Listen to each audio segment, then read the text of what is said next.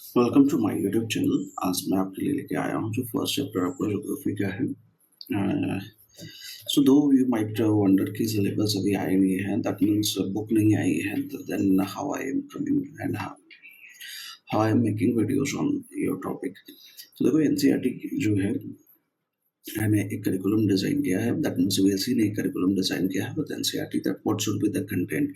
We are not very accurate और I am not very accurate with that. It is not possible to go for the every accuracy without coming up that. So the thing is that whatever the guideline is that on behalf of that I have made videos so that अगर आपकी book आती भी है next week probably ये आ जाएगी तो आपको बहुत ज़्यादा अलग नहीं मिलेंगे। दैट मीन्स 80 to 90% आपको यही मिलेंगे। दैट मीन्स ऐसा नहीं है कि कोई टॉपिक नहीं पढ़ने पड़ेंगे, और अगर पढ़ भी लोगे तो this is only for information knowledge. ठीक है, तो चलो देखते हैं क्या है नहीं है। सो ये चैप्टर्स है अर्थ इंटीरियर के बारे में। सो ये चैप्टर दो वीडियो में पूरी कंप्लीट करूँगा एंड इनफैक्ट ये जो वीडियोस आप देख रहे हो इसको दो पार्ट में डिवाइड करने की बात करेंगे। एक में जो अर्थ इंटीरियर बात करेंगे और दूसरे पार्ट में जो है हम लोग टेक्टोनिक प्लेट्स इन सारे की बात करेंगे। तो अर्थ इंटीरियर के बारे में बात करते हैं तो सबसे पहले क्या चीज़ें समझनी है कि we have to identify the layers of the earth, है ना। Describe characteristics of each layer and compare differences between layer. इन तीन चीज़ों का हमारा ये मेन फोकस रहेगा। तो अर्थ के layer as you are familiar, ये तीन पार्ट बहुत सारे बुक में तीन है, बहुत सारे में चार है, किसी में ज़्यादा भी दिखाए गए हैं। But what are the main thing is that we have to understand एक क्रस्ट है, मेंटल है और आउटर कोर और इनर कोर है। बहुत सारे बुक में अपर मेंटल लोअर मेंटल लिखा है, so you don't have to worry. Real and you can say that over and all concept यही है। तो क्रस्ट क्या होता है? तो अपर लेयर, ये जो लेयर की बात कर रहे हैं ना, ये क्रस्ट है जिसपे हम रहते हैं। ठीक है, मेंटल उसके बाद का लेयर है, ये जो पार्ट है थिक सेमी सॉलिड मटेरियल है। आउटर कोर उसके अंदर का ये जो पार्ट आप देख रहे हो, एंड देन इनर कोर, ये सारे पार्ट है। ये पार्ट जो है इनर कोर जो है that is very hot inner layer है। आउटर कोर की अगर ये वाले लेयर के बारे में बात करें तो ये क्या है? हॉट आउटर कोर लेयर है। उसके बाद मेंटल थिक है, सेमी सॉलिड मटेरियल है। तो सबसे पहला लेयर बात करते हैं क्रस्ट के। तो इसकी खासियत क्या है कि ये अर्थ का आउटर मोस्ट लेयर है, मतलब जिस पे हम रह रहे हैं ना, where all life exist. It forms the continents and ocean floors. Thickness के बारे में बात करते हैं तो थिकनेस इसकी वेरी करती है 5 किलोमीटर अंडर द ओशंस। ऐसा क्यों होता है?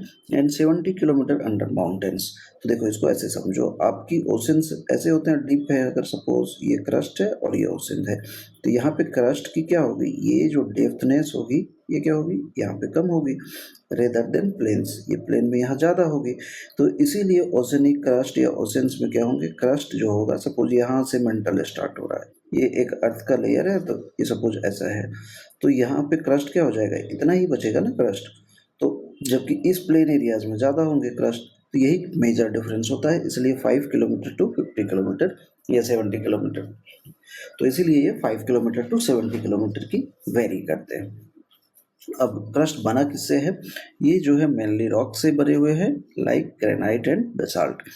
It also contain valuable minerals and metals, है ना।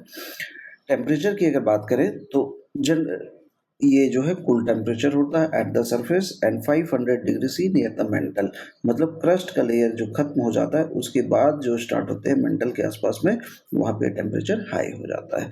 और इंटरेस्टिंग से चीज़ की अगर बात करें तो क्या है कि less than 1% of earth volume but it is home to all known life in the universe. मतलब ऐसा नहीं कि अर्थ का जो ऊपर का लेयर है, जनरली हमें लगता होगा कि यही लेयर काम का है, ऊपर वाले जो लेयर है, बाकी जो मेंटल कोर ये पड़ रहा है ये कोई काम के नहीं है। देखो ये these are the support for the outer layer, और कितने वैल्यू है इनकी आगे हम और थोड़ा समझेंगे।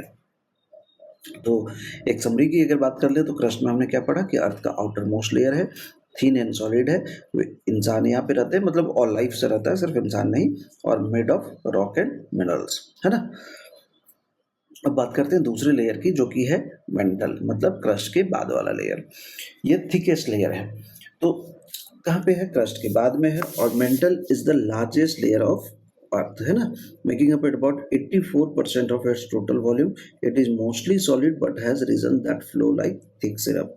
ठीक है, तो जनरली ये क्या होता है कि ये थिक है, हार्ड है, बट कुछ रीजन इसके जो है थिक, मतलब लिक्विड के जैसे हैं, but not very liquid like as water, एक सिरप की तरह, है ना। या आप अच्छे से समझोगे तो इसका एग्जांपल मैं कर सकता हूँ, it is like a sauce, उतने उस तरह के हार्ड हैं। थिकनेस की अगर बात करें तो 2900 kilometre to the outer core है। कंपोजिशन किसका है? Silicate rock that contains elements like magnesium and iron, है ना। टेम्परेचर की बात करें तो 500 सी से लगभग 4000 डिग्री कोर तक ये पहुंच जाता है। मतलब क्रस्ट के बाद वाले जो लेयर हैं, फिर से मैं एक बार आपको ड्रॉ करता हूँ कि क्रस्ट ये मेंटल है, ये कोर है ना। कोर के दो डिवीजन है, वो मैं नहीं बात कर रहा हूँ। तो ये जो क्रस्ट है, इसके टेम्परेचर पे हम लोगों ने बात किया था ना कि 500 डिग्री तक ये पहुंच जाता है। और ये क्रस्ट के बाद ये मेंटल का टेम्परेचर है, तो मेंटल नीचे जैसे ही जाएगा, ये 500 डिग्री सी से सपोज स्टार्ट हो रहा है, तो ये 4000 डिग्री सी तक पहुंच जाएगा, है ना। की फीचर्स की अगर बात करें तो the mantle's flow driver plate tectonics which causes earthquake, creates mountains and form volcanoes. इसको जब टेक्टोनिक प्लेट पढ़ेंगे तो और डिटेल से बात करेंगे हम। कुछ अगर इंटरेस्टिंग चीज फैक्ट के बारे में बात करें, some diamond form deep within the mantle are pushed to the surface by volcanic eruptions. ऐसे होते हैं कि बहुत सारे डायमंड की जो फॉर्मेशन हो रही है वो कोर मेंटल में हो रही है, बट जैसे ही वोल्केनिक एरप्शंस होते हैं वो ऊपर आते हैं। अब क्या बात की मेंटल में, शॉर्ट में समझते हैं। थिकेस्ट लेयर है, सेमी सॉलिड है लाइक सॉफ्ट प्लास्टिक, है ना। वेरी हॉट है and responsible for plate movement. जरूरी है, क्यों? देखो, प्लेट मूवमेंट नहीं होगा तो क्या होगा? न्यू फॉर्मेशन नहीं होगा। तो इसको कह सकते हो mental is somehow responsible for the architect that is going over crust, है ना। अब आउटर कोर, कोर के दो पार्ट है, outer core and inner core. Outer core की अगर बात करें तो ये कंप्लीट लिक्विड लेयर है।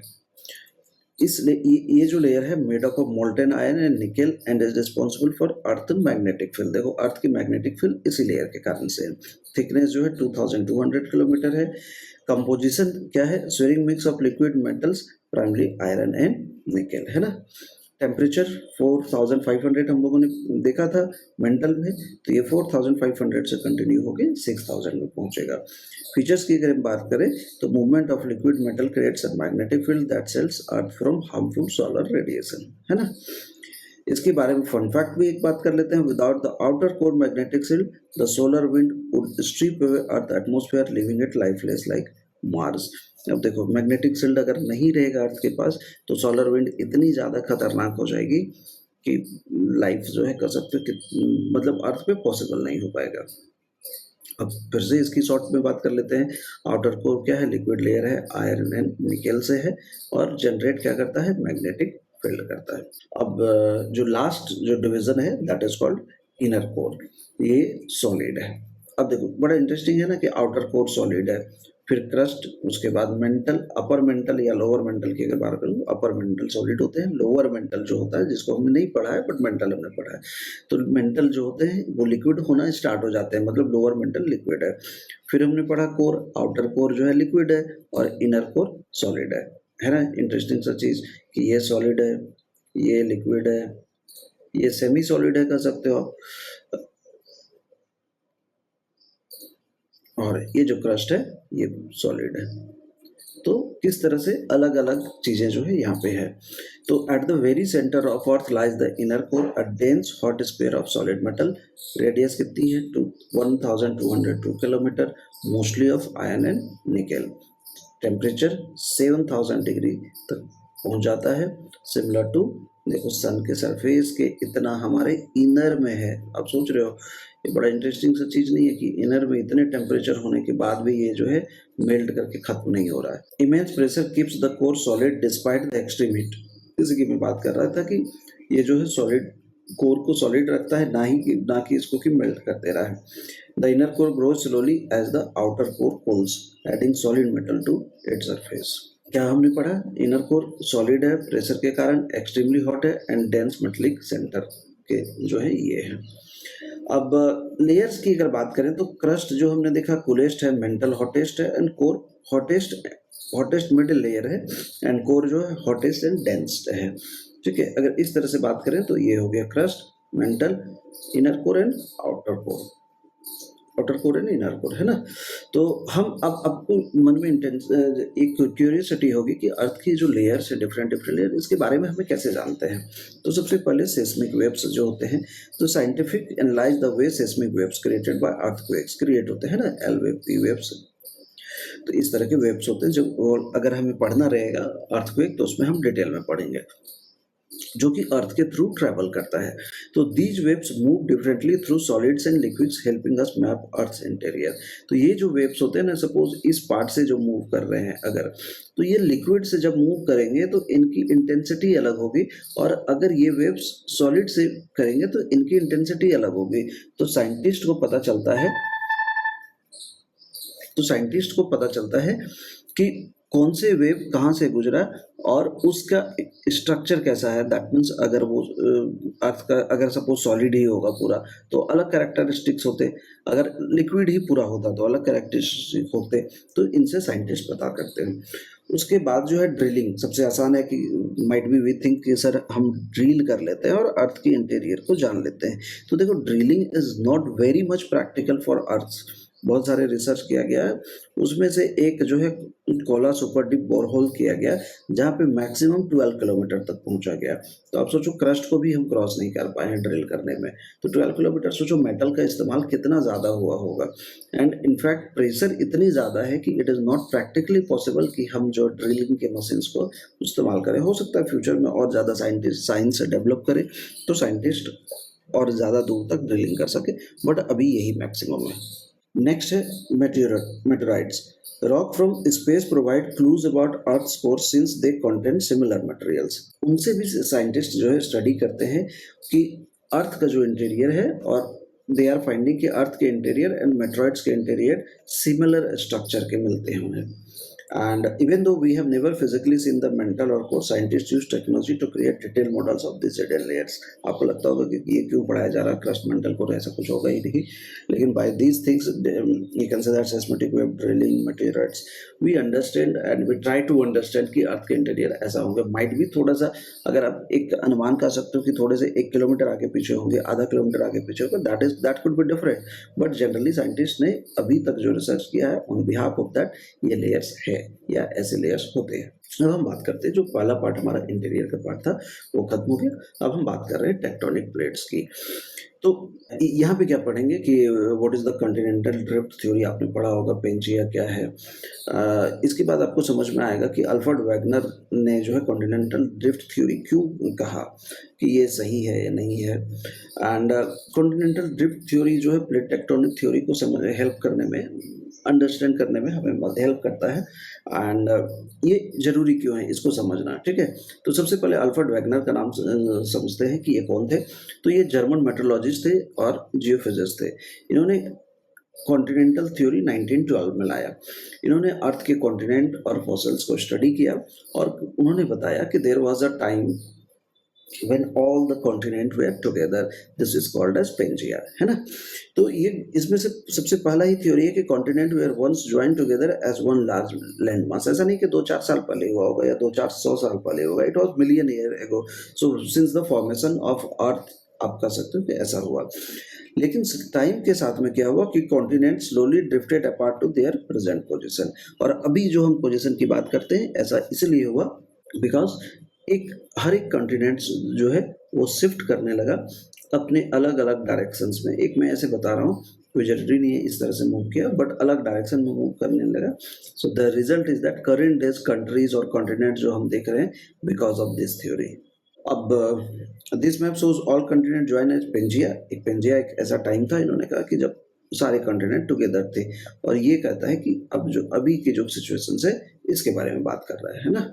तो अब हम इन्होंने जो थ्योरी दी वैगनर ने, तो उन्होंने किस प्रूफ पे दिया, ऐसा नहीं कि कुछ भी कह दिया। तो सबसे पहले कि evidence one shape of continents. तो continent fit together like puzzle pieces. अब सब कॉन्टिनेंट को अगर जोड़ दिया जाए, देखो आप ये समझ सकते हो, तो ये एक इस तरह से एकदम से नहीं लग रहा है कि इससे अलग हुआ होगा भैया, ये पार्ट ऐसा होगा, ये यहाँ से ऐड हुआ होगा, ये देख लो आप यहाँ से है, ये यहाँ से है। मतलब आप समझ सकते हो कि जो अलग-अलग लैंड की अगर हम बात करते हैं, मदरलैंड का कंसेप्ट जो हमारा है, एक्चुअल में there was a time when all the world is having when all those continent are together. इसलिए इंडिया में कॉन्सेप्ट है कि वसुधैव कुटुंबकम, the world is our family. ये बहुत पहले लोगों ने जान लिया था। ठीक है? Suggest continent were once connected. दूसरा fossils, some fossils found on different continents. ठीक है? तो सेम फॉसिल्स देखो, सेम फॉसिल्स फाउंड, तो दूसरा क्या है, same fossils found on different continent. दूसरी जो थ्योरी आई कि क्या, कि same fossils found on different continent. अब ऐसा कैसे हो सकता है कि एक ही जैसे जानवर जो है या और दूसरे स्पीसीज के बारे में बात करें कि अलग अलग कॉन्टिनेंट में देखें, क्योंकि animals and plant could not swim और ट्रैवल अक्रॉस वाइड ओशंस। अब जो जानवर है क्या है कि मान के चलो एक यूएसए में जो मिला है और इंडिया में मिला है, प्लांट की अगर बात करें, अगर सपोज एग्जांपल कि ये दोनों सेम प्लांट मिले हैं, तो अब देखो इंडिया के प्लांट, ऐसा नहीं हो सकता ना कि when human civilisation was not there, कि जानवरों ने यहाँ से निकाला होगा, यूएस एकदम ट्रैवल करके गए होंगे 7 समंदर पार करके और वहाँ पे जाके पौधे लगा दिए होंगे। It is not possible.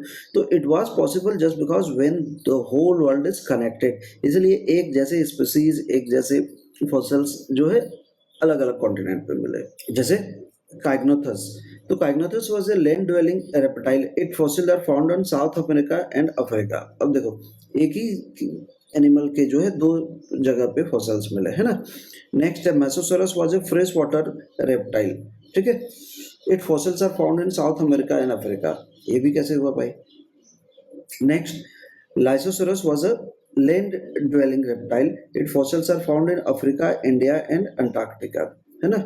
Next एक और देख लो, Glossopteris was an ancient seed plant. Its fossils are found in South America, Africa, India, Australia and Antarctica. How it is possible? Plant seed could not cross wide oceans. ठीक है, तो might भी आप कह सकते हो कि बर्ड्स ने ले गया होगा, but measure it is not possible कि हर कंट्री में ले जाके पहुंचा दिया होगा। तो दैट मीन्स इट वाज, इन्होंने जो थ्योरी दी है, ये थ्योरी जो है सटीक बैठती है कि there was a time when all continent were together. अब तीसरी एविडेंस के बारे में बात करें कि similar rock found on continent far apart. ये भी एक इंटरेस्टिंग सी चीज है। Rock are the same age and type, indicates continents were once together, है ना। और एविडेंस 4 की अगर बात करें तो climate is close, cold deposit are found in places that are cold today, है ना। Cold forms in warm swampy climates,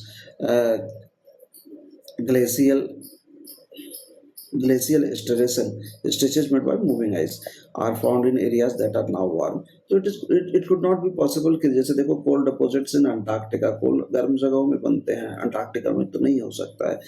and ice जो कर सकते हो are found in glacial striation are found in दो area that are having warmer. एक भी कैसे हो सकता है कि बने होंगे। तो हम लोगों ने जो बात किया कॉन्टिनेंटल ड्रिफ्ट थ्योरी में क्या क्या, European flora, alpine mountains, Cynognathus reptile, Lystrosaurus reptile, Glossopteris plant, Mesosaurus reptile. तो इस तरह के जो है चीजें मिली है। अब कॉन्टिनेंटल ड्रिफ्ट थ्योरीज क्यों जरूरी है, तो चलो इससे समझ में आ गया कि कॉन्टिनेंटल ड्रिफ्ट थ्योरी ठीक है, चलो सही है, इसको हम मान सकते हैं। तो ये अर्थ की चेंजिंग सरफेस को हमें समझने में हेल्प करता है, development of plate tectonic theories को हेल्प करता है, and improve understanding of earthquake and volcanoes. इसके बारे में भी थोड़ा सा पढ़ेंगे, बहुत डिटेल से नहीं, थोड़ा सा पढ़ेंगे इस चैप्टर में। आगे के चैप्टर में देखेंगे कि अगर डिटेल होगा तो वहाँ डिटेल पे बात करेंगे।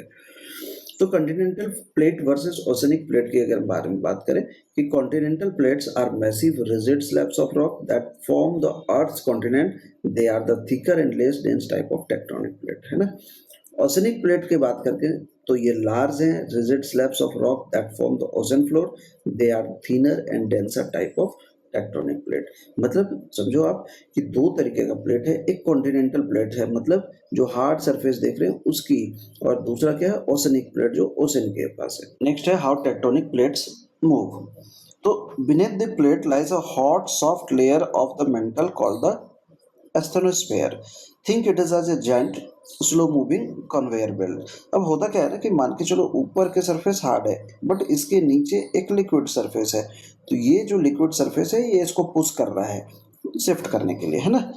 ये वीडियो में आप देख सकते हो।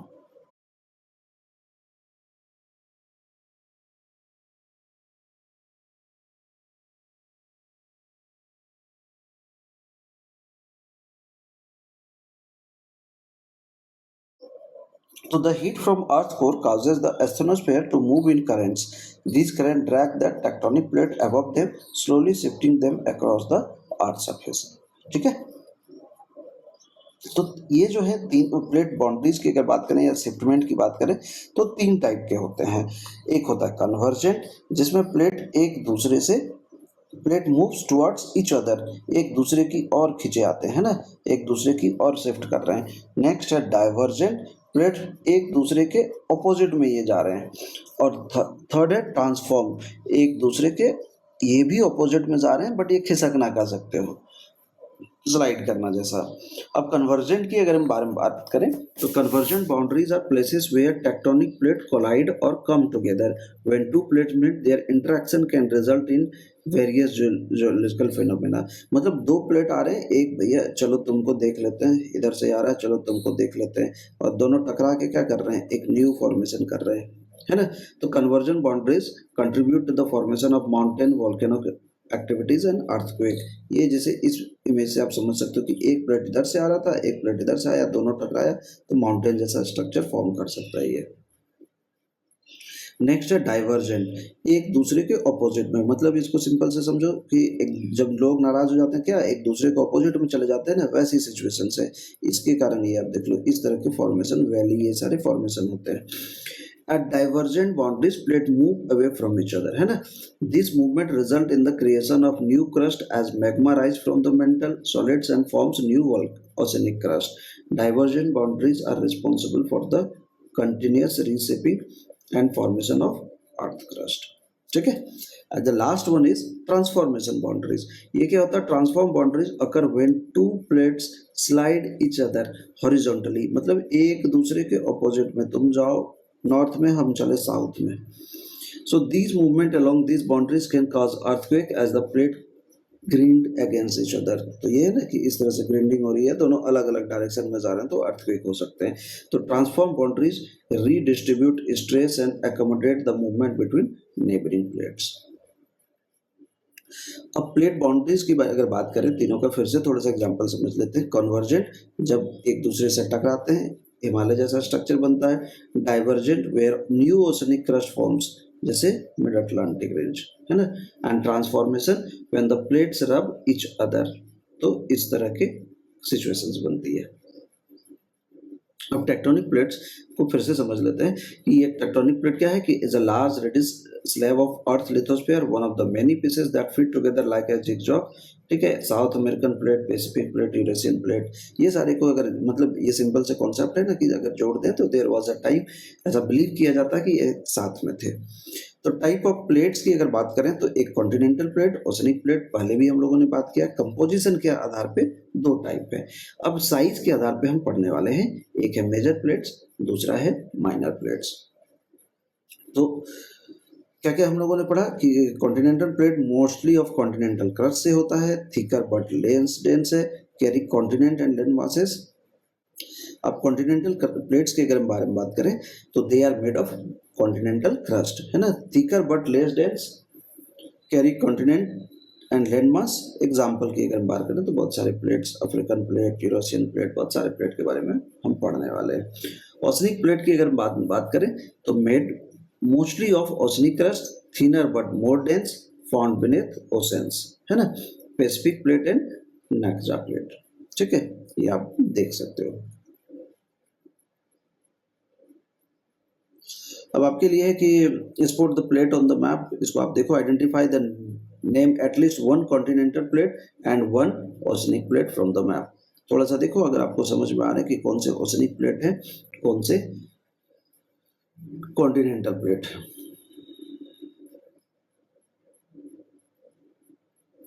अब मेजर प्लेट्स के बारे में बात करें, जो हम लोगों ने बात किया था large plates and small plates का, तो ये जो लार्ज प्लेट्स है cover huge partition of earth surface.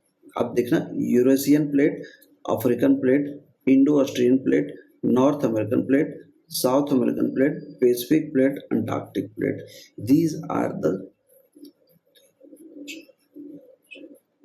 These are the 7 major plate that are over earth। किसी एक कंट्री की नहीं बात कर रहा हूँ, ये पूरे वर्ल्ड की बात कर रहा हूँ। जो मेजर प्लेट्स हैं ये 7 हैं।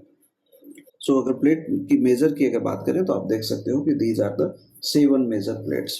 ठीक है, यूरेशियन, ये जो है आप नंबर देख लो।